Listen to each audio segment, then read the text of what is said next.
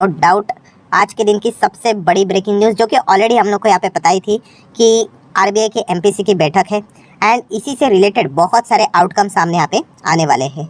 And दोस्तों आज के दिन की अगर हम लोग एमपीसी की बैठक की बात करें तो यस इसमें एक आउट ऑफ सिलेबस भी टॉपिक हम लोग को देखने को मिला। आउट ऑफ सिलेबस मतलब क्या, नॉर्मली हम लोग प्रेडिक्ट करते हैं कि इन्फ्लेशन से रिलेटेड ये चीज़ होगी, रेट हाइक होगा या नहीं होगा, जीडीपी का फोरकास्टिंग क्या होगा, शक्तिकांता दास जी की अगर हम लोग बात करें तो क्या क्या पॉइंट वो सामने यहाँ पे रखेंगे। बट यस एक ऐसा पॉइंट सामने आया दोस्तों जिसके बारे में किसी ने सोचा भी यहाँ पे नहीं था एंड इसी से रिलेटेड ज़्यादा हम लोगों को रिएक्शन ड्यूरिंग द मार्केट देखने को मिला है। क्योंकि आपको पता ही है कि सबसे ज़्यादा अगर मतलब वॉलेटिलिटी क्रिएट होती है, चाहे वॉलेटिलिटी मतलब क्या कि अचानक बाजार तेज़ हो जाए या फिर अचानक बाजार गिर जाए, ये तभी पॉसिबल है जब आप कोई कल्पना भी नहीं कर सकते हो ऐसी कोई अगर एक्टिविटी हो जाती है जिसको हम लोगों ने अभी मैंने जैसे बोला कि आउट ऑफ सिलेबस अगर कोई चीज़ अगर सामने आ जाती है तो फिर इस प्रकार के रिएक्शन हम लोग को देखने को मिल जाते हैं। ऑब्वियसली अगर आउट ऑफ सिलेबस वाला अगर कोई घटना अगर पॉजिटिव है तो सडनली तेज़ी आ जाएगी एंड अगर नेगेटिव है तो ऑब्वियसली गिरावट भी देखने को मिल जाती है। सो ये एक पॉइंट हम लोग को आज के दिन बाजार में देखने को मिला एंड यही सबसे ज़्यादा सेंटर ऑफ अट्रैक्शन वाला पॉइंट हम लोग को देखने को मिला, मतलब इसी की चर्चा ज़्यादा होती हुई देखने को यहाँ पे मिली है। सो सारी चीज़ों को हम लोग स्टेप बाय स्टेप यहाँ पे कवर करेंगे। वीडियो बड़ा हो सकता है क्योंकि बहुत सारे एक्सप्लेनेशन के साथ में पॉइंट आप लोगों के सामने यहाँ पे रखने वाला हूँ। तो दोस्तों सबसे पहले अगर हम लोग बात करें निफ्टी 50 कैसा चला, निफ्टी अगर आज के दिन देखेंगे तो ठीक है 0.5% हम लोग को देखने को मिल जाएगा, इतना तो डेली बेसिस के ऊपर होता रहता है। बट अगर हम लोग चार्ट पैटर्न को देखेंगे तो आपको पता ही है 10 बजे के आसपास ही ड्रामा स्टार्ट यहाँ पे होने वाला था एंड वही ड्रामा हम लोग को देखने को मिला। कितनी बड़ी गिरावट देखी निफ्टी में, ज़बरदस्त गिरावट। उसके बाद आप देख सकते हो एक शानदार रिकवरी भी देखने को मिली, फिर उसके बाद ज़बरदस्त गिरावट, फिर उसके बाद रिकवरी। तो ये आज के दिन आपको पता ही है बाजार की अग्नि परीक्षा थी एंड ये सारा खेल हम लोग को देखने को मिला मतलब बैंक निफ्टी के चलते। ठीक है, आरबीआई अगर बोलेंगे तो आपको पता है बैंकिंग सिस्टम से रिलेटेड ही ज़्यादा चीज़ें हम लोग को देखने को मिल जाती है एंड सेम बैंक निफ्टी जिस प्रकार से चलता है तो आप सभी लोगों को पता ही है, ये हमेशा मैंने आप लोगों को सिखाया कि बैंक निफ्टी जैसे चलेगा वैसे ही निफ्टी फाइनेंशियल सर्विसेज आपको मूव होते हुए देखने को मिलेगा। आप चार्ट पैटर्न इनका देख सकते हो एंड निफ्टी फाइनेंशियल सर्विसेज जैसा चलेगा वैसे ही तो निफ्टी 50 का परफॉर्मेंस देखने को मिल जाता है क्योंकि इनका ही सबसे बड़ा कंट्रीब्यूशन है नियर बाय 38% के आसपास। ठीक है, तो थोड़ा सा हम लोग इंट्रो की बात यहाँ पे कर रही है। अभी हम लोग आ जाते हैं दोस्तों हाइलाइट्स के ऊपर। किस बात का हाइलाइट्स? ऑब्वियसली एमपीसी की बैठक थी, क्या क्या बातें उन्होंने यहाँ पे बोली है, इंपॉर्टेंट चीज़, अननेसेसरली चीज़ों को हम लोग ड्रैग नहीं करेंगे। बहुत सारी चीज़ें उन्होंने बोली है बट इंपॉर्टेंट चीज़ों को ही हम लोग कवर करेंगे। तो चलिए स्टार्ट कर लेते हैं एकदम बेसिक के साथ। सबसे पहला इंपॉर्टेंट पॉइंट क्या था जिसके ऊपर हर किसी का फोकस था कि रेट का क्या किया, रेपो रेट का क्या किया। तो दोस्तों यहाँ पे रेपो रेट जो 6.5 था वही रखा, मतलब अनचेंज, ना रेट हाइक हुआ ना तो रेट कट हुआ। रेट कट तो होने वाला भी नहीं है अभी, मतलब फिलहाल की बात करें तो यस यही एक डाउट था कि क्या रेट बढ़ेगा या फिर जैसे ही पहले अनचेंज रखा करते थे वही रखेंगे। तो दोस्तों फाइनली हम कह सकते हैं मतलब जो एक्सपर्ट ने बोला वैसे ही हुआ कि अनचेंज ही उन्होंने यहाँ पे रखा। थोड़ा सा इस वक्त डाउट था क्योंकि फेड की बात करें उन्होंने रेट्स बढ़ाए थे तो क्या पता इनके ऊपर प्रेशर क्रिएट हो सकता था, प्लस इन्फ्लेशन का प्रेशर भी था। बट नहीं, इतना सब कुछ होने के बाद भी रेपो रेट उन्होंने अनचेंज ही यहाँ पे रखा हुआ है। ठीक है, ये एक बात हम लोग को देखने को यहाँ पे मिल गई।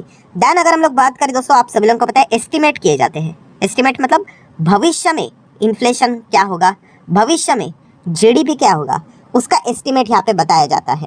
ठीक है, तो दोस्तों यहाँ पे हम लोगों को अलग अलग चीज़ें देखने को मिली एंड यही सी कहानी स्टार्ट हो गई। मतलब जो एस्टिमेट लगाया गया इन्फ्लेशन का वो आरबीआई की ओर से लगाया गया कि अपवर्ड रिवीजन, मतलब जो एस्टिमेट किया गया था पहले इन्फ्लेशन कि आने वाले समय में Q2 का इन्फ्लेशन देखने को मिलेगा, Q3 का देखने को मिलेगा, 4 का देखने को मिलेगा, पूरा फाइनेंशियल ईयर 24 का देखने को मिलेगा।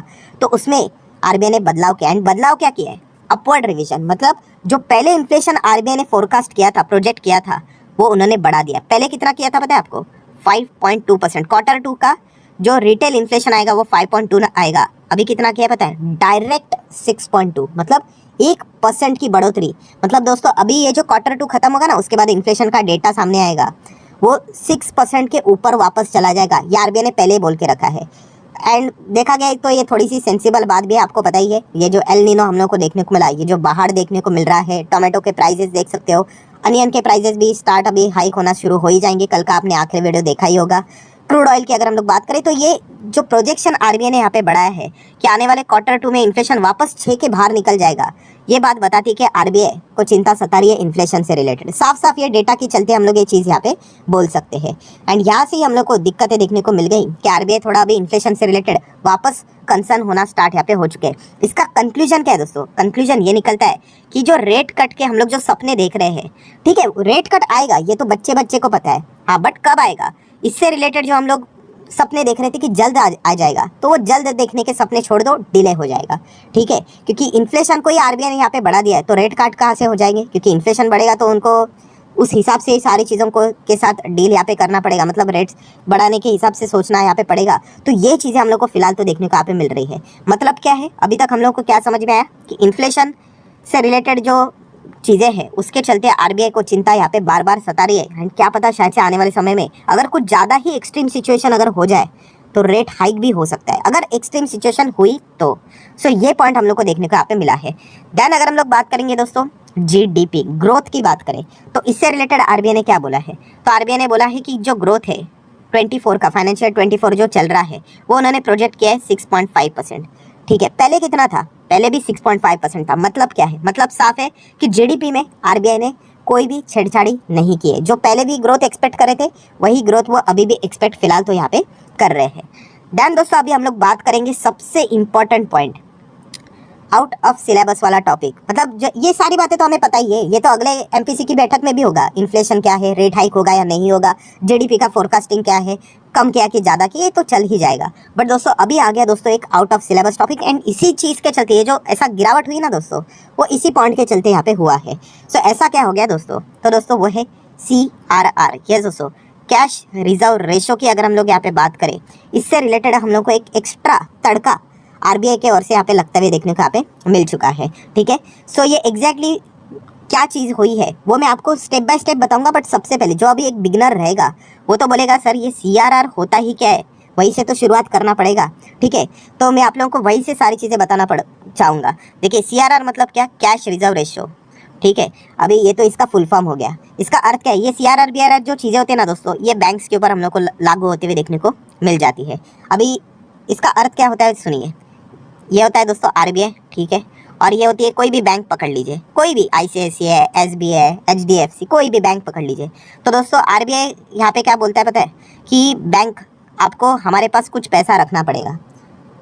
यस, उसी को बोलते हैं दोस्तों CRR, कैश रिजर्व रेशो। हमारे पास पैसा रखना पड़ेगा। कितना रखना पड़ेगा? तो ये रेशो चेंज होता रहता है, कभी 4%, कभी 4.5%। अभी शायद से 4.5% चल रहा है, एक बार चेक कर ले। चलो थोड़ा सा आगे चेक कर लेता हूँ। यस, आप देख सकते हैं करंट CRR 4.5% यहाँ पे चल रहा है।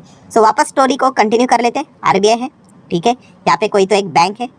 तो आरबीआई बोलता है बैंक आपको हमारे पास 4.5% यहाँ पे CRR मेंटेन करना पड़ेगा, ठीक है। अभी ये 4.5% किसका? तो यहाँ पे आरबीआई बोलता है कि आपके पास जो अलग अलग डिपॉजिट्स हम लोग को देखने को मिलते हैं, ठीक है, उसमें से 4.5% हमारे पास पैसे रखो, ठीक है। मतलब मैं अगर थोड़ा रफली भाषा में बोल दूँ, मान लीजिए बैंक के पास 100 करोड़ है, ठीक है, थोड़ा रफली जाएंगे तो आरबीआई के पास बैंक को 4.5 करोड़ रखने पड़ेंगे, ठीक है। एंड वो 4.5 करोड़ आरबीआई के पास पड़े पड़े रहते हैं दोस्तों। मतलब उसके ऊपर बैंक को एक फूटी कौड़ी तक नहीं मिलती है। मतलब आप समझ रहे हो, बैंक के पास जो पैसा है 100 करोड़, उसमें से 4.5 करोड़ हटा दो तो बचा कितना बैंक के पास? लगभग हम बोल सकते हैं 95.5 के आसपास यहाँ पे पैसा बचा। हाँ, आरबीआई बोलता है जाओ उसका बिजनेस करो, लोगों को पैसा दो करके, लोन दो करके, आपको जो करना है करो करके। बट ये 4.5 करोड़ ये आरबीआई के पास पड़ा रहेगा। जस्ट इमेजिन, ये 4.5 करोड़ अगर बैंक के पास होता तो इसका भी वो बिजनेस कर सकते थे, किसी को बैच के ऊपर दे सकते थे। तो दोस्तों ये CRR जो जैसी चीज़ें होती है ना, ठीक है, ये आम आदमी के लिए अच्छी बात होती है क्योंकि इससे आप लोगों को सिक्योरिटी प्रोवाइड की जाती है। बट बैंक के लिए दोस्तों बहुत बुरी खबर होती है। क्यों? क्योंकि बैंक का पैसा आरबीआई के पास पड़े पड़े सड़ जाता है। जैसे मैंने कहा, इसके ऊपर कोई बैंक को इंटरेस्ट मिलता नहीं है। बस आरबीआई सिक्योरिटी के लिए, सेफ्टी के लिए, यहाँ पे लोगों के डिपॉजिट्स के सेफ्टी के लिए अपने पास ये पैसा रख लेती है। कितना? 4.5%। इसी को बोलते हैं दोस्तों CRR, ठीक है। तो ये फिलहाल तो हम लोगों को इससे रिलेटेड खबर देखने को मिली है। क्या खबर देखने को मिली है?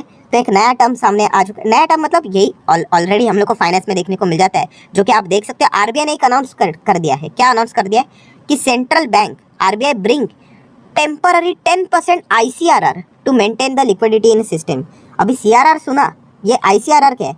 ICRR मतलब RBI ये कह रहा है कि आप CRR तो मेंटेन करते हो 4.5% का, एक काम कीजिए और 10% उसका यहाँ पे हमारे पास और जमा कर दीजिए। मतलब समझ रहे हो कि हाँ 4.5% के रिलेटेड और 10% मतलब और RBI के पास बैंक का पैसा फालतू में चला जाएगा, ना तो बैंक उसका बिजनेस कर पाएगा और ना ही उनके ऊपर उनको कोई ब्याज मिलेगा। मतलब सिस्टम से हम लोगों को पैसा विड्रॉ होते हुए देखने को यहाँ पे मिलने वाला है। एंड इसी खबर के चलते दोस्तों हम लोगों को आज ज़्यादा रिएक्शन देखने को मिला बैंकिंग स्टॉक्स में।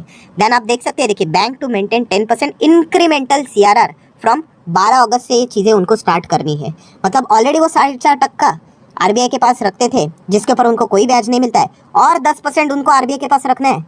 मतलब क्या इसका कोई फायदा तो होगा नहीं, पैसा पड़े पड़े सड़ते रहेगा।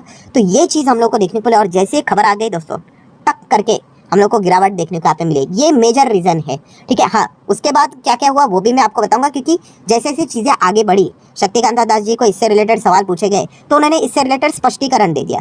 तो 12 अगस्त के साथ इसकी शुरुआत यहाँ पे हो रही है, ठीक है। बट अगर हम लोग बात करें तो शक्तिकांता दास जी ने ऐसा किया क्यों? शक्तिकांता दास जी मतलब सिर्फ उनको मैं ब्लेम नहीं कर रहा, पूरी कमेटी का जो MPC बैठक होता है उसका ही आउटकम होता है। तो उन्होंने कहा कि देखिए RBI ने इसके पहले आपको पता ही है अनाउंसमेंट किया था कि 2000 रुपये के नोट आपको वापस देने करके, एंड बहुत सारे लोगों ने 2000 रुपये के नोट वापस तो दे दिए, ठीक है। इसके चलते बैंक्स के पास बहुत ज़्यादा ऑलरेडी पैसा यहाँ पे आ चुका है, ठीक है। तो इतना ज़्यादा पैसा एक्सेस जो हम लोगों को देखने को यहाँ पे मिल रहा है, वो उसी के साथ साथ अगर हम लोग यहाँ पे बात करें वो ज़्यादा फैलना भी नहीं चाहिए। तो इसीलिए हम लोग इसको क्या कर रहे हैं, थोड़ा सा वापस ले रहे करके। एंड RBI ने ये भी बोला है, मतलब शक्तिकांत दादा जी ने ये भी बोला है कि ये जो कैश रिक्वायरमेंट है इससे रिलेटेड हम लोग बहुत सेंसिटिव है, ठीक है। एंड इसी चीज़ के चलते अगर हम लोग बात करें तो जो फेस्टिवल सीजन भी हम लोग को देखने को यहाँ पे मिलने वाला है, ठीक है, इसको भी हम लोग बहुत गंभीरता से देख रहे हैं। मतलब क्या है, इसका अर्थ समझ लीजिए। इसका अर्थ बहुत सिंपल है कि जब फेस्टिवल स्टार्ट हो जाएंगे ना यहाँ पे, तो वापस यहाँ पे शायद से जो ICRR जो हम लोगों को देखने को मिलता है 10%, शायद से बैंक को वापस कह देंगे कि मत मेंटेन करो, वापस ले लो करके, ठीक है। बट ये टेम्पररी बेसिस के हिसाब से, आप इसलिए वो शब्द किधर गया अभी हम लोगों ने देखा था, ये देखिए टेम्पररी बेसिस के हिसाब से ICRR यहाँ पे मेंटेन यहाँ पे करना है। मतलब कुछ टाइम के लिए अभी बैंक्स को क्या करना पड़ेगा, एक्स्ट्रा और पैसा RBI के पास यहाँ पे जमा करना पड़ेगा, जो कि हम तो कहेंगे 12 अगस्त से स्टार्ट हो रहा है, शायद से सितंबर तक ही, 1-1.5 महीने की ही बात होगी शायद से, तब तक उनको यहाँ पे ये मेंटेन करना पड़ेगा। और इस चीज़ के चलते हम लोग को एक थोड़ी सी दिक्कत देखने को मिली है। सो ऑब्वियसली इससे क्या होगा, सिस्टम से पैसा निकल जाएगा और RBI के पास ऐसे फालतू में पड़ा रहेगा। तो इसका एस्टिमेशन लगाया जा चुका है दोस्तों, जो कि शक्तिकांता दास जी ने बोला है, लगभग 1 लाख करोड़ हम लोग को लिक्विडिटी से विड्रॉ होते हुए देखने को मिल जाएगा। मतलब ये जो बैंक में घूम रहा है ना पैसा, अभी SBI की ओर से वापस कुछ पैसा RBI के पास चला जाएगा, HDFC बैंक की ओर से कुछ पैसा RBI के पास चला जाएगा, ICICI का पैसा चला जाएगा, IDFC फर्स्ट का चला जाएगा। हर एक बैंक से कुछ ना कुछ हम लोग को एक जो ICRR है 10% वो RBI के पास यहाँ पे एक्स्ट्रा चला जाएगा। तो टोटल कितना निकल जाएगा ऐसा, 1 लाख करोड़ के आसपास। सो डेफिनेटली लिक्विडिटी मार्केट से चली जाना ये हमेशा बाजार को अच्छी बात नहीं लगती है, ठीक है। इसी चीज़ के चलते हम लोग को एग्रेसिव रिएक्शन देखने को मिला था। इसलिए ये सबसे ज़्यादा शॉकिंग रिएक्शन था कि ये क्या आ गया ICRR, ठीक है। इससे रिलेटेड हम लोग को चीज़ें देखने को मिली। एंड अगर हम इसका रिएक्शन देखें तो बहुत ही एग्रेसिव रिएक्शन था, बट बाद में वो रिएक्शन थोड़ा सा रुक गया। क्यों रुक गया? क्योंकि शक्तिकांत दादा जी की जो प्रेस कॉन्फ्रेंस थी, कमेंट्री थी, वहाँ पे उन्होंने बता दिया बॉस ये टेम्पररी है, ऐसा नहीं है कि हम सालों साल चलेंगे करके। एंड जैसे उन्होंने बोला कि फेस्टिवल सीजन को देखकर हम लोग इन चीज़ों को देखेंगे करके, मतलब पकड़ लेना कि शायद से मैक्सिमम मुझे ऐसा लगता है कि 2 महीने की ही चीज़ यहाँ पे हो सकती है करके। सो इस प्रकार का ये super drama out of syllabus वाला ICRR ने यहाँ पे मेंटेन किया। इसलिए निफ्टी बैंक आप यहाँ पे देख सकते हो कैसे रिएक्ट किया, एंड हमारा निफ्टी भी इसी चीज़ के चलते रिएक्ट करते हुए देखने को यहाँ पे मिला है।